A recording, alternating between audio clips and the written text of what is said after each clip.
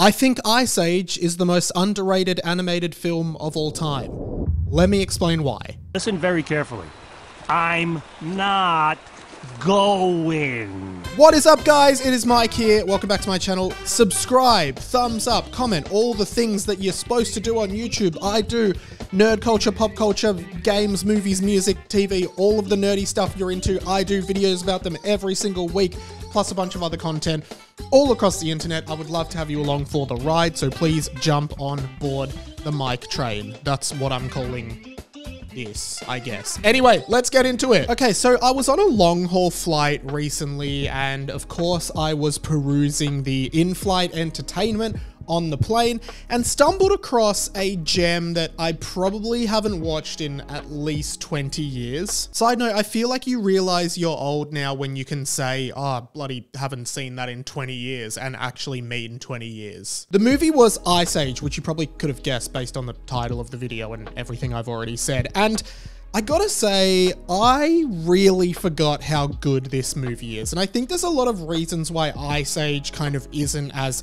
highly regarded as a lot of other animated movies of its time. Ice Age was one of the really early CG animated movies, but it wasn't by Disney or Pixar or DreamWorks, who I guess were the pioneers in that space, particularly Pixar, who really did pioneer it with Toy Story, Bug's Life, Toy Story 2. You are a toy! Shrek from DreamWorks came out in 2001, and that movie was undoubtedly one of the most game-changing movies of all time, and just a millennial classic. Like, people love Shrek, and for good reason. It's a really good movie. Onions have layers. Ogres have layers. Onions have layers.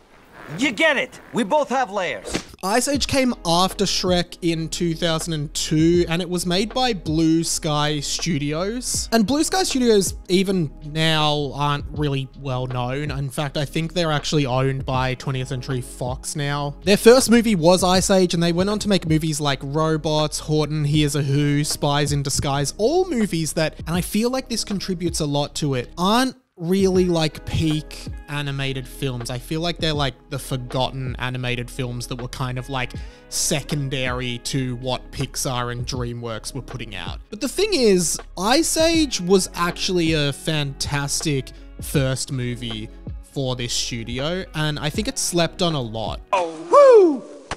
Yeah! Who's up for round two? I'm even gonna go as far to say that I think Ice Age belongs almost in the same category as Shrek when it comes to like really good comedic family animated movies. We can stay up late, swapping manly stories, and in the morning, I'm making waffles. So if you haven't seen the movie, it's basically like this version of like an Odd Couple-esque situation in which a mammoth named Manny, voiced by Ray Romano from Everybody Loves Raymond, and a sloth named Sid the Sloth, who was voiced by John Leguizamo, and then Diego, a saber-toothed tiger, who kind of stumble across a human child and endeavor to bring the child back to its family. Meanwhile, Diego the saber-toothed tiger is actually planning on betraying them and bringing Manny to his herd and eating Manny the mammoth. And there's a lot of like conflict in this movie, but it's always very lighthearted and fun, right? The first thing I want to say is that Ray Romano is the most underrated person in this movie by far. His delivery as Manny, the kind of nonchalant, angry, no-nonsense mammoth who just kind of wants to be alone and clearly has some issues of being around annoying people like Sid the Sloth. His delivery is amazing, and I'll get into that a little bit more in a sec. You're an embarrassment to nature. Do you know that? Sid the Sloth is the comic relief character and does it really well. Very well written jokes, and to be honest, I remember Sid the Sloth being such a popular character when I was a kid and Ice Age was new. Like, everybody loved Sid the Sloth. Isn't there anyone who cares about Sid the Sloth? Seriously, this character has so many witty one-liners, and it's just very entertaining watching the dynamic between Manny and Sid. As I said, like that odd couple kind of dynamic. But as the movie goes on, you actually learn a little bit more about the characters, and I think this depth is kind of what sets it apart from a lot of other movies. There is such a great depth of character, particularly with Manny the Mammoth, that starts coming out towards the end of the movie, and I think the animation really helps to sell it. Essentially, toward the end of the movie, we find out that Manny, who is, as I said, very uptight and doesn't want to be involved in anyone else's business, just wants to be alone, find out that he actually did have a family, and he had a wife, or I guess a partner, because mammoths can't get married, and a child, both of whom were killed by hunters from this village. And it is implied that they are from the same village that the little human baby is from. And the way this is communicated to the audience is very, very subtle. Actually, no words are used in this revelation. Instead, the characters stumble upon a cave painting that essentially depicts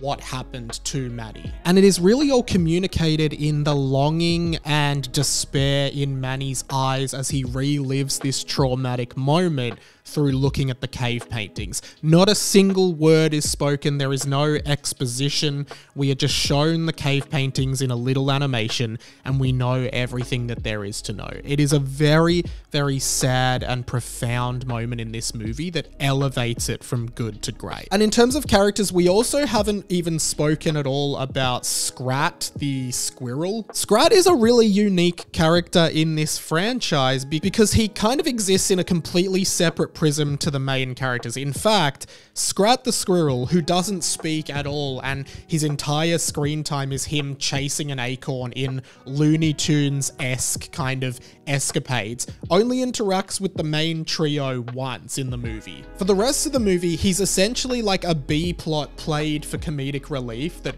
really, really works in a very cartoony style. And Scrat actually goes on to essentially be the mascot of the entire series, despite the fact that he's never really involved in the movie's plots. Seriously, there's been like video games about Scrat and everything. It's quite impressive. And I think it's another credit to Blue Sky to create this iconic character who never says a single word, but is so animated and just so vivid on screen. And it's just such a joy to watch these sequences with Scrat. And by the end of the film, you kind of get a reversal from Diego, who decides that it is wrong to eat Manny, and the three kind of become a trio, like this odd trio that are going as a herd together, and Manny kind of finds his people, I guess, that he hadn't had the whole movie.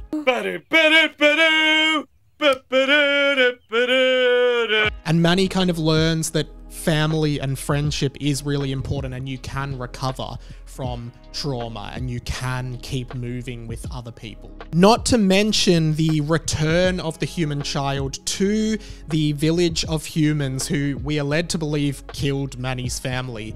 He returns them. They respond by giving him like a little charm and putting it around him, and it's quite a beautiful moment. And again, in this moment, no words are spoken by any of the humans or the animal characters. It's just a visual kind of thing, and there's this longing in the eyes, and the animation is just incredible to communicate so much with no words. I gotta also do a shout out to the amazing soundtrack in this movie, which contains the iconic use of Rusted Roots' Send Me On My Way. I think what worked against Ice Age was because of its sort of success and popularity at the time, they really milked it for everything it's worth. I don't even know how many sequels to Ice Age there were. I know there was Ice Age 2, The Meltdown, there was one called Dawn of the Dinosaurs, Continental Drift, and there's a new one that's like The Adventures of Buck Wild. I don't even know who Buck Wild is. But the more franchised it became and the more sequels they did and added more characters, it really did feel like it kind of moved away from being what it originally was, which was like this quite authentic and heartfelt story with a lot of emotion. I feel like it did after that go very into the cartoony kind of just whatever territory, and I don't think any of the sequels have been as important as the original movie. But at the end of the day, I really think Ice Age sits up there with some of the greats, and I would put it on par with Shrek. It's actually quite similar to Shrek as well. Like, it is the kind of straight-talking main character who just wants to be left alone. That's Shrek and Maddie. And then you've got like the annoying, wise-talking, babbling, comedic relief side character. That's Donkey and Sid. And then I guess if you want to look at Diego as the character who was originally supposed to kill the main character, but ends up joining them after a change of heart, you can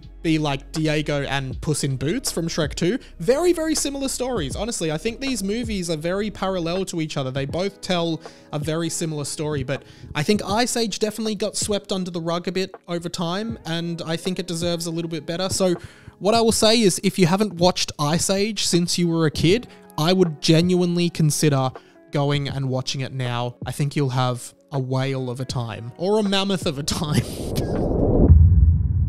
Thank you so much for watching another one of my videos. Let me know what you think of Ice Age down below. Have you seen any of the sequels, and what's your favorite animated movie of all time? Let me know. Subscribe to my channel. I'm trying to build something here. I'd love to have you on board. And as well as that, you can support me on Patreon. Thank you to all my Patreon subscribers so far. I also do a podcast. It's called 20th Century Boy. I talk about life and pop culture and nerdy stuff. You can listen to it on Spotify, Apple Podcasts, wherever you get your podcasts, or full videos of it on this channel. Hey, I'd love to have you along for the ride, so make sure you subscribe. And if you liked this video, I know you'll like some of my other stuff. My name's Radio Mike. I will see you in the next video, and this has been The Inside of My Mind. Catch you later.